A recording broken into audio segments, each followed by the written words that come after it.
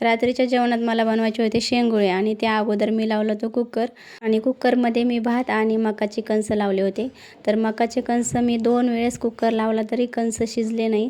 दिसायला तर एवढी कवळी होती, असं वाटत होतं कधी शिजतील आणि कधी खाता येईल. त्यानंतर इथे मी शेंगुळे बनवायला घेतले आणि आजारी असेल ना तर हे शेंगुळे म्हणजे एकच नंबर आहेत बरं का. खायलाच पाहिजेत आजारी असणाऱ्या माणसाने.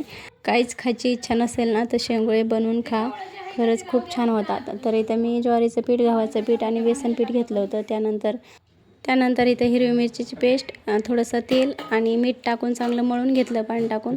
आणि ते कुकरला मी शिजल्यानंतर ह्या दोघांना खायला दिलं तर ते काही शिजलेच नव्हते. आता हा एवढा आवडीचा पदार्थ आहे. मकाचे कणस म्हणजे सगळ्यांचेच आवडीचं आहे, तर त्याला काही सोडणार नव्हते. त्यामुळे इथं परत कुकरला लावलं मीठ पाणी टाकून आणि ते म्हणले त्याला अजून 9-10 शिट्ट्या होऊ दे, म्हणजे 12-13 शिट्ट्या होऊ दे पण त्याला शिजू देच असं म्हणत होते.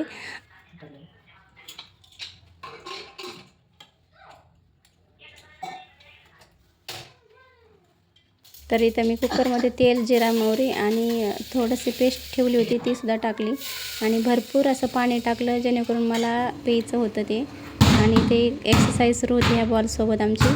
संध्याकाळी आमची ही एक्सरसाइज असते.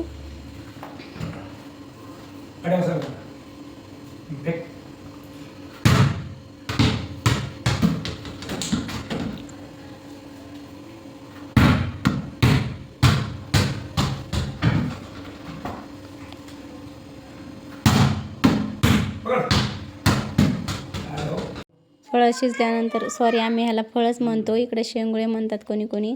तर इथं पाणी मी 2 वाट्या पाणी घेतलं, 2 वाट्या पाणी पिलं. मस्त सर्दी तर गायबच झाली.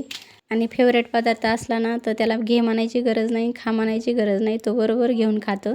चला इथंच व्हिडिओ संपवते. व्हिडिओ बघितल्याबद्दल धन्यवाद.